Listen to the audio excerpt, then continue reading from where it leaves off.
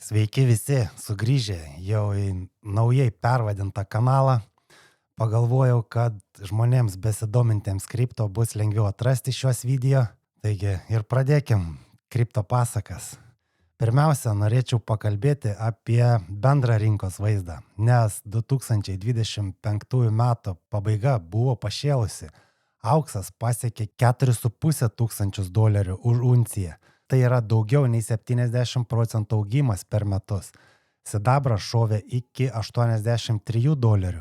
Augimas net 190%.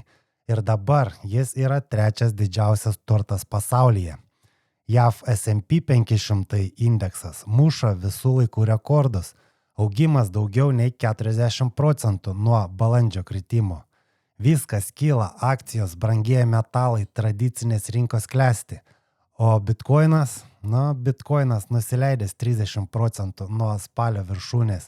Kodėl taip yra? Mano nuomonė, tai visi didieji žaidėjai praktiškai pasiruošę jau priimti kripto rinką. Ir, kaip pamatysim iš naujienų, kripto eina į mainstreamą. Ir žinoma, kad big boys, tie didieji žaidėjai, tai supranta ir nori užsipirkti kuo pigiau prieš didįjį kainų kilimą. Nenuostabu, kad ir kainos yra manipuliuojamos, kad tas pozicijas užpildyti. Be to, tradicinės rinkos traukia visus pinigus, nes žmonėms patinka vaikytis žalias žvakutes. Mano nuomonė, visi tie pinigai galiausiai suplauks atgal į kriptovaliutas. Ir mes pamatysim taip vadinamą blow-off topą, staigų masinį kilimą, kai visi puls pirkti. Ir tada ateis ir burbulo sprogimas. Bet burbulas juk negali sprogti, kai kokie 90% visų altcoinų dar net nepasiekė rekordinių aukštumų.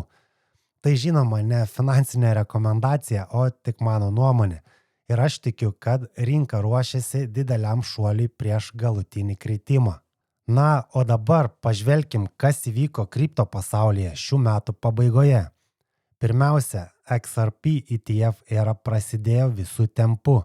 Lapkričio 20 dieną Bitwise oficialiai paleido Spot XRP ETF su tikeriu XRP. Gruodžio 9 dieną Bitwise dar labiau sustiprino poziciją ir įtraukė XRP į savo top 10 kripto indeksą, pavadintų BITW, o Times Square švietė didžiulės reklamos Welcome XRP. Tuo pačiu Franklin Templeton paleido XRPZ. Gruodžio 11 dieną prie jų prisijungė 21 Shares su TOXR.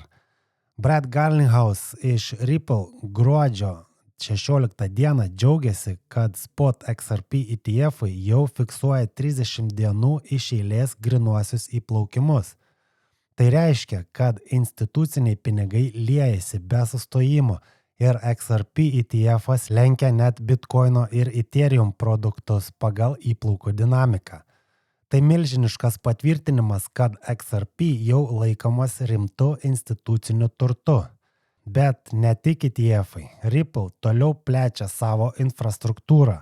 Ripple USD arba RLUSD gavo reguliacinę žalią šviesą Abu Dabio finansų centre ADGM.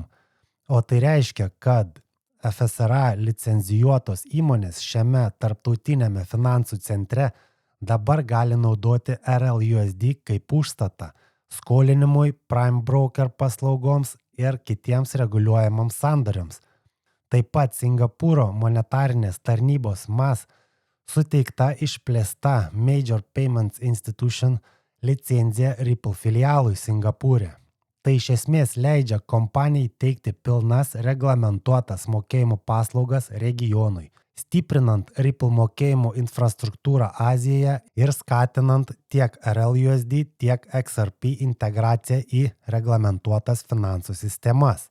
Ir tai dar ne viskas. Gruodžio pradžioje Ripple papostino apie savo 4 milžiniškus įsigijimus, apie kuriuos mes jau kalbėjome, o dabar galime pažiūrėti, kokiu tikslu Ripple įsigijo tas kompanijas, kurios kartu sudaro ambicingą infrastruktūrą. G-Treasury, pasaulinės klasės treasury valdymo platforma, kurios įsigijimas atveria Ripple duris į korporatyvinio finansų valdymo segmentą.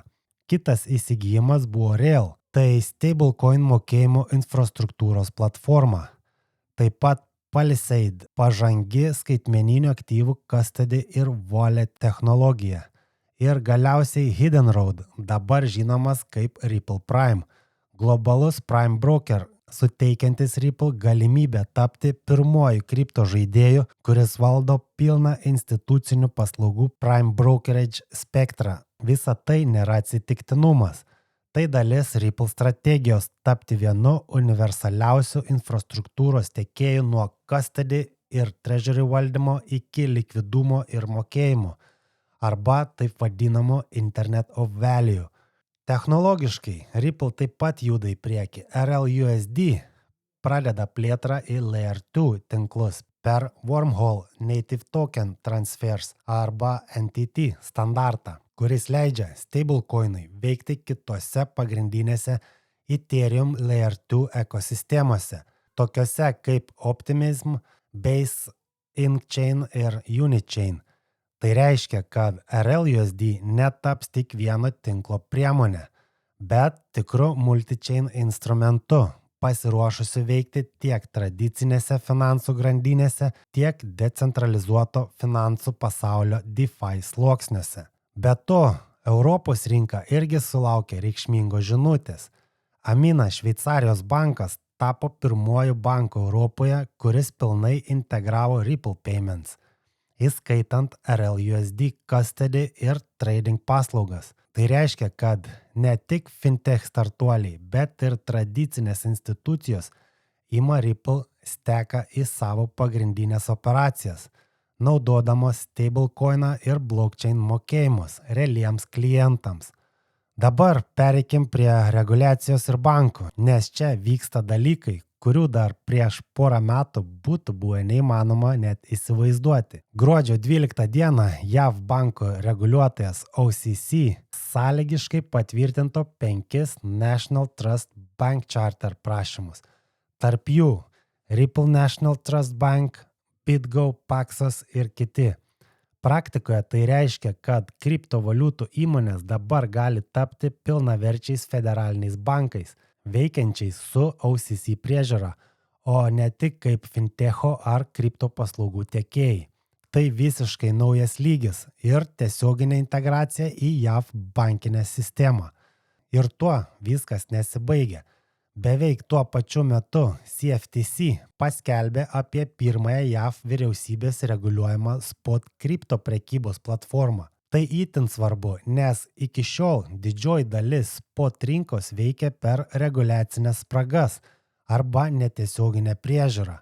Dabar kalbam apie aiškiai apibrėžtą valstybės prižiūrimą spot tradingo infrastruktūrą. Gruodžio 11 dieną Coinbase oficialiai pasirinko Chainlink CCIP kaip vienintelį tiltą turtų perkelimui į naujas blokų grandines, o State Street ir Galaxy Digital taip pat renkasi Chainlink fondų tokenizavimui ir saveikumui gerinti skaitmeninėje erdvėje. Gruodžio 12 Solana ekosistema paskelbė, kad Hex Trust kartu su Layer 0 Core išleis WXRP Solana DeFi ekosistemai paruoštą tokeną, kuris bet kuriuo metu gali būti iškeistas į XRP XRPL tinkle. Praktikoje tai reiškia, kad XRP ateina į Solana, decentralizuotas biržas, paskolų rinkas ir likvidumo protokolus. Trust Wallet integravo Revolut. Ši integracija leis klientams Europoje be komisinių pirkti Bitcoiną, Ethereum ir Solana. Jungtinė karalystė taip pat juda į priekį skaitmeninių turtų reguliavime, kur įsigaliojęs naujas įstatymas oficialiai pripažįsta, kad kvalifikuoti skaitmeniniai turtai, įskaitant kriptotokenus, stablecoinus ir NFT, gali būti laikomi nuosavybė pagal UK teisę. Tai suteiks aišku teisinį statusą skaitmeniniam turtui ir sustiprins investuotojų apsaugą. Dar viena išskirtinė naujiena atėjo gruodžio 17 dieną. Marshall Islands tapo pirmąją valstybę pasaulyje, kuri pradėjo paskirstyti Universal Basic Income on-chain ir tam jie naudoja Stellar tinklą. Hedera taip pat juda labai agresyviai. Gruodžio 16 dieną Hive Online perkėlė daugiau nei 75 000 ūkininkų iš Stellar į Hederą, siekdama išspręsti mastelio ir mokėjimų efektyvumo problemas Afrikos regione. O gruodžio 18-ąją globali energetikos gigantė Repsol prisijungė prie Hedera konsulo. Hedera taip pat pasirašė susitarimą su Gruzijos teisingumo ministerija, kuri pažymi Hederos svarbu plėtros žingsnį į viešąjį sektorių. Šis susitarimas taip pat iškelia Gruziją kaip viena iš pažangių valstybių siekiančių diegti blockchain infrastruktūrą valstybės lygmeniu, nuo skaitmeninių registrų ir tapatybės sprendimo iki saugių skaidrių viešųjų paslaugų. Gruodžio 10 dieną New Yorko akcijų biržoje pastatė Satoshi Nakamoto statulą kaip simbolinį ženklą, kad kripto jau tapo oficialia finansų istorijos dalimi. Tuo tarpu Bank of America, privatus bankas valdantis apie $2 trilijonus, šiais metais pradės leisti klientams nuo 1 iki 4% alokacijas į bitcoiną, įskaitant BITB ETF-ą. YouTube'as Amerikos kūrėjams pradėjo leisti gauti išmokas per PayPal PayUSD stablecoiną. Tai smulki detalė, bet labai svarbi, nes stablecoinai tyliai tampa realia mokėjimo infrastruktūra. O čia PumpFun ir Solana turi problemų. Gruodžio 17 dieną Solana ekosistemą sudrebino rimta teisinė drama. Federalinis teismas leido ieškinį prieš PumpFun, Solana Labs ir kitus su Solana susijusius subjektus. Kaltinimai labai rimti. Insideriams suteikti struktūriniai pranašumai memecoin paleidimo metu, validatorių setupai ir pervedimų prioriteto mechanizmai. Analitikai jau dabar kalba, kad jei byla judės toliau, Solana kaina per artimiausius porą metų teoriškai galėtų kristi net žemiau $5. Tai labai skaudus priminimas, kad ne visi projektai turi tokį pat reguliacinį ir teisinį aiškumą, kokį šiandien matom XRP atveju. Todėl rizikos kripto rinkoje vis dar didelės ir jūs turėtumėte rinktis, į ką investuoti atsargiai. Toliau, žinios iš Europos. Europoje Christine Lagarde kalėdinėje žinutėje aiškiai pasiuntė signalą. Europos centrinis bankas stumia skaitmeninį euro projektą į priekį, planuodamas naujus CBDC etapus 2026 metais. Europa taip pat planuoja išleisti naują mokėjimų sistemą, kurią Europa galėtų valdyti nepriklausomai nuo Amerikos kompanijų, tokių kaip Visa ar Mastercard. Na ir viskas šiandien. Ačiū, kad žiūrėjote. Linkiu jums laimingų ir turtingų naujųjų metų, beprotiško altcoin sezono ir kad pavyktų įgyvendinti visus užsibrėžtus tikslus. Iki pasimatymo kitą kartą.